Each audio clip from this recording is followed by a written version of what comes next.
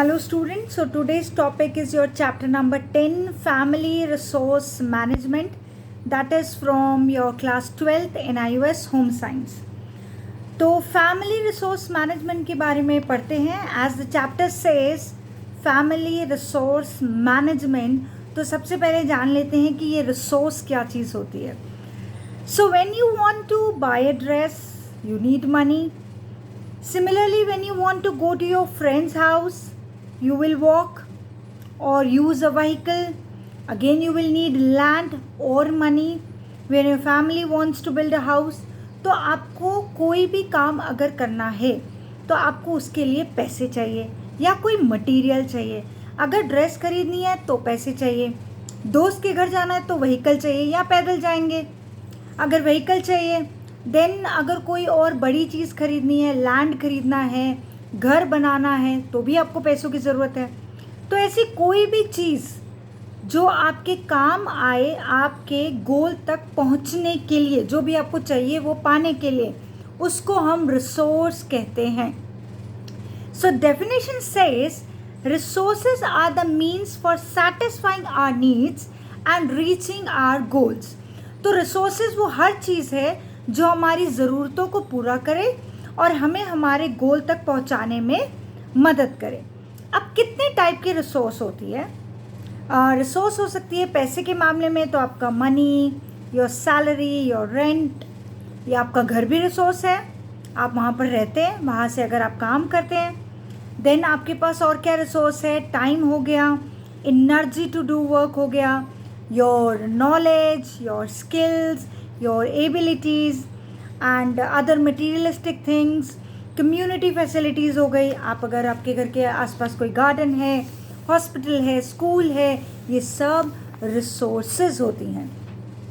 So resources are of two types. दो type की resources होती हैं. First is your human resources and other is your non human. Human resources मतलब human किस तरीके से किसी की हेल्प आउट कर सकता है, उसके पास ऐसा क्या है जिससे दूसरे की हेल्प हो जाएगी. सो ह्यूमन के पास है टाइम. आपको कोई टाइम दे रहा है या आप खुद कहीं पर टाइम इन्वेस्ट कर रहे हैं. आपकी एनर्जी, आपकी स्किल्स, आप में क्या क्या टैलेंट है, आपकी एबिलिटीज़, आप क्या क्या कर सकते हैं. देन नॉन ह्यूमन में आ जाता है your money, your house, material goods and community facilities. तो ये आपकी नॉन ह्यूमन रिसोर्सेज हो गई.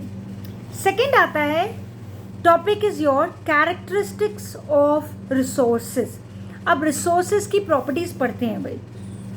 तो पहला क्या है कि रिसोर्सेज आर यूज़फुल. यूज़फुल नहीं होगी तो क्यों यूज़ करेंगे उसको, मतलब हमारे काम की नहीं है. तो कोई चीज़ हमारे बहुत काम की है, ये उसकी प्राइमरी प्रॉपर्टी होती है. सो रिसोर्सेज तो यूज़फुल ही है.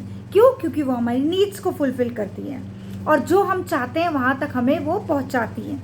जैसे घर हो गया, again it's a non human resource. घर क्या करता है? आपको शेल्टर प्रोवाइड करता है. बस अगेन अ रिसोर्स, आपको आपकी डेस्टिनेशन तक लेकर जाती है. आपकी मम्मी में कोई टैलेंट है कपड़े सिलने का, तो वो फैमिली की हेल्प कर रही हैं, सैलरी या पैसा कमा रही हैं उससे. Again it's a resource. तो resources are always useful. Number one. Number two is resources are limited in supply. ऐसा नहीं कि भर भर के आपको मिले चले जा रहा है, लिमिटेड होता है.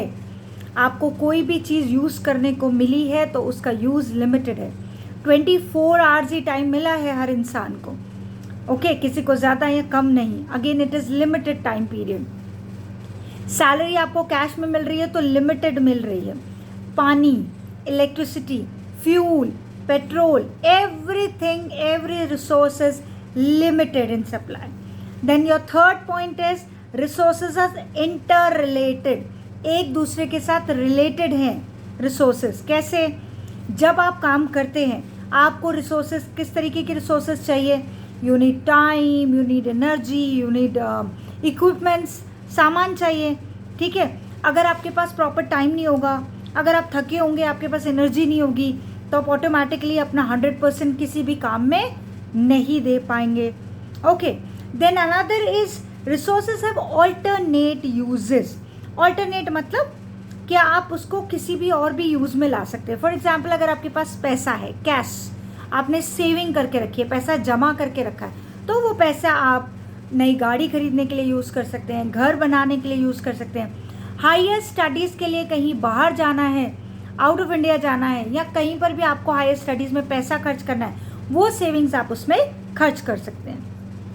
देन आता है रिसोर्सेज कैन बी सब्सटीट्यूटेड, एक की जगह दूसरी रिसोर्स यूज़ हो सकती है। ओके, जैसे कि अगर आपने स्कूल या ऑफिस जाना है तो आपके पास दो चीज़ें होंगी, एक तो आप पैसा बचाओ, टाइम ज़्यादा लगेगा, पैदल पैदल जाओ, ठीक है, पैसा बचा लिया, टाइम ज़्यादा लगा। दूसरा ऑल्टरनेटिव है पैसा खर्च कर दो और टाइम बचा लो, कैब करके चले जाओ, उबर कर लो, तो आपने उसको पैसे दे दिए लेकिन आपका टाइम सेव हो गया, तो अगेन रिसोर्सेज जो है वो सेव हो रही हैं, तो दे कैन बी सब्सटीट्यूटेड। फिर आता है ऐसे कौन से तरीके हैं ways of maximising satisfaction. Maximum तरीके से अगर आप रिसोर्स को यूज करते हैं तो ऐसा क्या तरीका है। द नंबर 1 इज आइडेंटिफाई करो आपके आसपास आपको क्या क्या रिसोर्स अवेलेबल है। दूसरा, right amount of resource right time पे यूज करो। Then third is less expensive resource use करो रादर देन गोइंग फॉर महंगी वाली रिसोर्स। देन अपने आप में कुछ इस तरीके की हैबिट्स आप डेवलप करें जिससे आप रिसोर्स को मैक्सिमम तरीके से यूज़ कर सकते हैं। आप कुछ ऐसी प्रैक्टिसेस करें, अगेन हैबिट डालनी है, आदत डालनी है, जिससे आप अवेलेबिलिटी ऑफ रिसोर्स को इंक्रीज कर सकें। देन सबसे इम्पोर्टेंट, शेयर करना सीखें, रिसोर्स को शेयर करें। क्यों? क्योंकि सो दैट सामने वाला इंसान भी डिप्राइव ना रह सके, उसको भी कमी ना हो, दोनों मिलकर एक रिसोर्स को यूज़ करें। And do not waste resources, ये हम कब से पढ़ते आ रहे हैं, कब से सीख रहे हैं, पानी वेस्ट नहीं करना, इलेक्ट्रिसिटी वेस्ट नहीं करनी। क्यों? आने वाली जनरेशन के लिए ये सब बचेगा ही नहीं अगर हम अभी से रिसोर्सेज को प्रॉपर तरीके से यूज़ नहीं करेंगे तो। देन आपको एक मेथड अडॉप्ट करना है, adopt the 3 R's, R, the letter R. What is that? Reduce, reuse and recycle. तो रिसोर्सेज को क्या करना है? रिड्यूस करना है, रीयूज करना है एंड रीसाइकिल करना है। उससे क्या होगा? मैक्सिमम यूज मिल सकेगा उस रिसोर्स का। Okay, so your next topic is management process. अब ये तो पता चल गया कि रिसोर्स क्या होती है। रिसोर्सेज ऐसी कोई भी चीज़ जो आपकी नीड्स को फुलफिल करे, आपको आपके गोल तक पहुंचाए, आपको आगे क्या चाहिए उसमें आपको हेल्प आउट करे। अब आपको अपने गोल तक पहुंचने के लिए मैनेजमेंट प्रोसेस की ज़रूरत है। What is that? Management is a process of using what you have to achieve and what you want. आपको चीज़ें तो अवेलेबल हो गई, ठीक है, आपने अगर कोई चीज़ बनानी है तो आपने उसके इंग्रेडिएंट्स तो इकट्ठे कर लिए, अब उसको किस तरीके से यूज़ करना है, वो प्रोसेस को, पूरे प्रोसेस को मैनेजमेंट प्रोसेस कहते हैं। अब क्यों ज़रूरत है भाई मैनेजमेंट प्रोसेस की? गोल तक पहुंचना है, अपने एक प्लान तो बनाना पड़ेगा ना। ओके, आप अपनी रिसोर्सेज को प्रॉपरली यूटिलाइज करेंगे अगर मैनेज करके चलेंगे तो आपकी लाइफ ज़्यादा सिस्टमैटिक रहेगी, ऑर्गेनाइज्ड रहेगी, वेस्टेज नहीं होगा रिसोर्सेज का, और आपके काम में एफिशिएंसी बढ़ेगी, आपका लिविंग स्टैंडर्ड बेटर होगा। ओके, अब क्या क्या स्टेप्स हैं? मैनेजमेंट प्रोसेस तो है, आपने अपने डेस्टिनेशन तक पहुंचा है, दैट इज़ अ प्रोसेस, लेकिन क्या स्टेप्स हैं? Number 1 is your planning. सबसे पहले प्लान करना होता है किसी भी चीज़ को करने के लिए। Number 2 is organising, 3 is controlling, and the 4th is evaluating. So number 1, as I repeat, it is planning. Planning क्या होता है? फर्स्ट स्टेप है मैनेजमेंट प्रोसेस का, जिसमें आप ये सोचते हैं एडवांस में what needs to be done, क्या क्या करना है अगर इस गोल तक मुझे पहुंचना है। घर में शादी है तो लिस्ट बनाते हैं ना, क्या क्या काम करने हैं, कपड़े खरीदारी करनी है, ज्वेलरी खरीदारी करनी है, टेंट वालों को बोलना है, रिश्तेदारों को इनविटेशन कार्ड देना है, ये सारा आपका प्लानिंग होता है। तो you make a list, actually आपको कुछ भी काम करना है, आप प्लान आउट करते हो। तो what you do, you make a list of the activities you sequence it out, यानी ऑर्डर देते हो नंबर 1 नंबर 2 कैसे करना, नंबर 1 पे ये होना चाहिए, नंबर 2 पे ये होना चाहिए, नंबर 3 पे ये होना चाहिए। देन एडजस्टमेंट के लिए भी स्पेस बनाते हैं। ये सारा आपका प्लानिंग है। सपोज आपको पिकनिक पे ही जाना हो तो आपको कितना प्लान करना पड़ता है। आप पहले ढूंढेंगे कौन सी जगह चलते हैं, लोगों से पूछेंगे कितने पैसे खर्च होंगे, कैसे पहुंचेंगे, ये आपका प्लानिंग है। Then second is your organising. Plan तो कर लिया, ये काम होना है और इस तरह से करना है। ऑर्गेनाइजिंग होता है रिसोर्सेज को असेंबल करना और ड्यूटीज बांटना।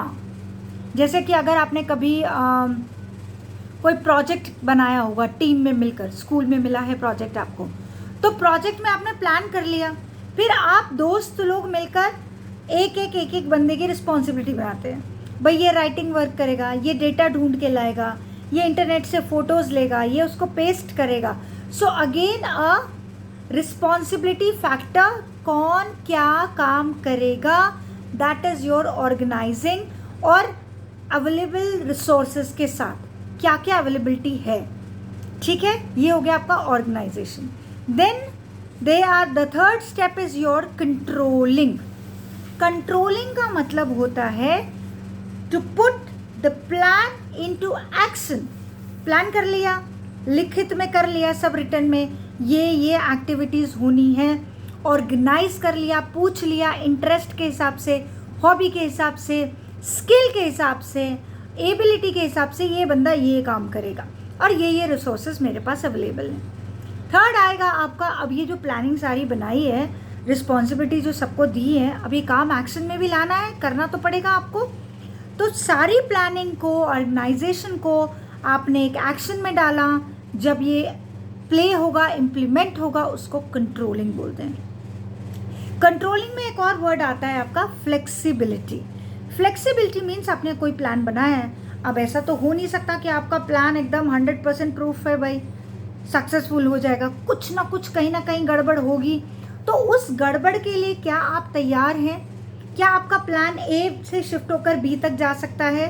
सो ये जो शिफ्टिंग है, ये जो थोड़ा बहुत एडजस्टमेंट करना पड़ेगा बीच में, उसको बोलते हैं flexibility. So you can change और control your activities so that your plan is a success, not a failure. उसको कहते हैं controlling. Then your last step is evaluating. Evaluating का मतलब होता है checking the progress of your plan.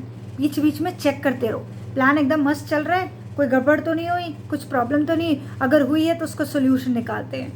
And taking corrective measures if needed, अगर ज़रूरत पड़े तो उसका समाधान में निकालना पड़ेगा अगर प्रॉब्लम आई है तो।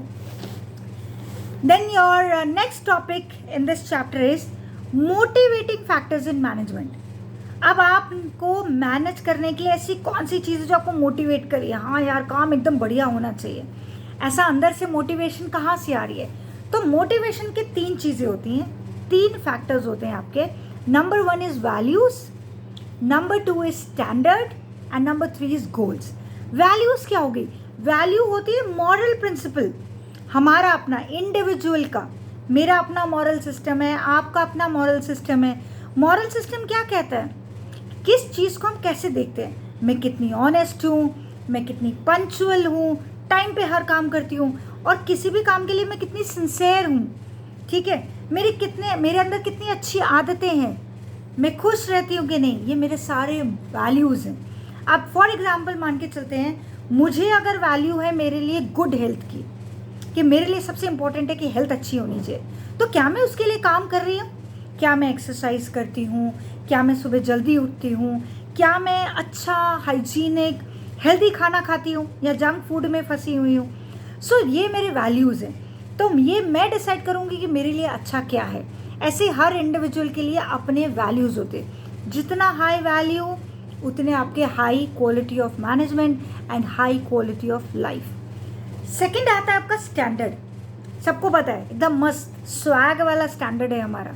स्टैंडर्ड मीन्स व्हाट, हमारा कितना, हमारी नज़र में हमारी वैल्यू कैसी है, कितना स्टैंडर्ड हमने मेंटेन करके रखा है। मैं हमेशा अपने स्टूडेंट्स से भी बोलती हूँ कि आपको अपना स्टैंडर्ड मेंटेन करके रखना है, लो स्टैंडर्ड में नहीं जाना है, ऊंचा सोचना है, ऊंचा एक्शन करना है, you know. So what is standard? Accepted level of quality. मेरे लिए किसी भी चीज़ की क्वालिटी कितनी परफेक्ट है, तुम्हारे लिए कैसी है? अगर कोई काम रिटर्न कर रही हूँ तो मेरे लिए बहुत होगा, हैंड राइटिंग बहुत सुंदर आनी चाहिए, प्रेजेंटेशन बहुत अच्छा होना चाहिए, दिखने में इतना अच्छा लगे, अट्रैक्टिव हो। ये मेरा क्वालिटी का स्टैंडर्ड है। ठीक है, आपके लिए क्या हो सकता है? आप में से हो सकता है किसी को लिखना पसंद नहीं हो, जल्दी जल्दी होमवर्क लिख लिया, जल्दी जल्दी कर लिया, हैंड राइटिंग चाहे समझ में आ रही है नहीं आ रही है, वो आपका स्टैंडर्ड है। सो आपको आपके स्टैंडर्ड ऑफ लेवल जो है खुद डिसाइड करना है, और जिसका जितना हाई स्टैंडर्ड होगा उतनी हाई क्वालिटी ऑफ लाइफ होगी। देन द थर्ड इज गोल। हर एक की जिंदगी में उसने अपना क्या गोल रखा हुआ, क्या एम है उसका लाइफ में। So goals are the aims और objective that what we want to achieve. हम क्या चाहते हैं अपनी लाइफ में अचीव करना, उसके लिए हम क्या काम कर रहे हैं। और गोल जो है हमारे वैल्यूज़, हमारी नीड्स, हमारी डिज़ायर पे डिपेंड करता है। मुझे क्या पसंद है, मैं उस तरीके से गोल रखूँगी अपनी लाइफ का। Okay, so these were all about your how to motivate yourself. Then your last topic of this chapter is decision making. सबसे इम्पोर्टेंट डिसीजन मेकिंग मतलब क्या आपको समझ है कि क्या आप कोई फैसला सही ले सकते हैं। So if you are to use the process of management as a tool to help you lead a harmonious, successful and satisfying life, you should learn to make correct decisions at correct time. तो अपनी ज़िंदगी को एकदम successful बनाना है, satisfied बनाना है, अपने dreams को जीना है, तो सही फैसले सही समय पर लेने ज़रूरी हैं। अब ये डिसीजन क्या है? Decision is the selection of a course of action among alternative choice. अब आपकी लाइफ में बहुत सारे आपके पास ऐसे फैक्टर्स आते हैं, ऐसे मोमेंट आते हैं, ऐसा समय आता है जब आपको आपकी लाइफ में कोई प्रॉपर पर्टिकुलर बहुत डिफ़िकल्ट डिसीजन लेना है, राइट? सो इधर you have to do this और you have to do that. तो बहुत सारे चॉइसेस भी हो सकती हैं, इसमें से मैं क्या डिसाइड करूं, तो वो आपके स्किल के ऊपर डिपेंड करता है। जितना सही डिसीजन होगा अगेन उतनी लाइफ आपकी अच्छी बीतेगी। तो डिसीजन लेने के लिए क्या स्टेप्स हो सकते हैं? तो पहला स्टेप तो हो गया कि आप प्रॉब्लम को आइडेंटिफाई करो, प्रॉब्लम है क्या। फॉर एग्जाम्पल यहाँ पर राहुल के केस स्टडी दी हुई है। राहुल और उसकी फैमिली है, वो जिस घर में रहते हैं वहाँ खुश नहीं है। ठीक है, अब आप किसी चीज़ में खुश नहीं हैं, आप घर में रहते हैं वहाँ खुश नहीं हैं, आप किसी रिलेशनशिप में हैं वहाँ खुश नहीं हैं, किसी इंसान के साथ खुश नहीं हैं, कोई कंडीशन में खुश नहीं है, तो ढूंढो, आइडेंटिफाई करो कि क्यों खुश नहीं है, प्रॉब्लम कहाँ है। अगर मैं इस घर में खुश नहीं हूँ, अगर राहुल खुश नहीं है, तो क्या प्रॉब्लम है भाई? पानी नहीं आता है समय से, घर के आसपास साफ़ सफाई नहीं है, बहुत दूर स्कूल है, बहुत देर साइकिल चला के जाना पड़ता है, या फिर घर बहुत छोटा है, जगह नहीं है आपके पास, क्या प्रॉब्लम है? प्रॉब्लम मिलेगी, समझ में आएगी तो सोल्यूशन समझ में आएगा। So number 1 is identifying the problem. Second is finding out the information and possible courses of action. तो आप अब इंफॉर्मेशन कलेक्ट करें सारी।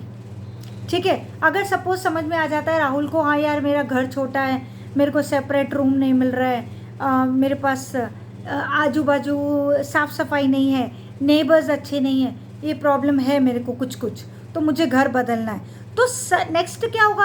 अब सॉल्यूशन तो शायद घर ही बदलना पड़ेगा। तो घर बदलने के लिए आपको क्या करना है? इन्फॉर्मेशन कलेक्ट करनी है। क्या मैं घर बदल सकता हूँ? क्या मेरे को जिस घर की ज़रूरत है वो क्या अवेलेबल है, कहीं आसपास है या बहुत दूर जाना पड़ेगा, पैसों का कितना फ़र्क आएगा, किराया तो नहीं बढ़ जाएगा। Again collecting all the information. Then third is evaluation of alternate courses of action. Alternate हमेशा हमें ढूंढ के रखना पड़ता है। ऑल्टरनेट का मतलब, अगर एक प्लान, एक चीज़, मेरी इन्फॉर्मेशन इनकरेक्ट हो गई, तो क्या मैं इमीडिएट दूसरी जगह पे जा पाऊँगा? तो क्या मेरे एक घर देखने से काम चल जाएगा?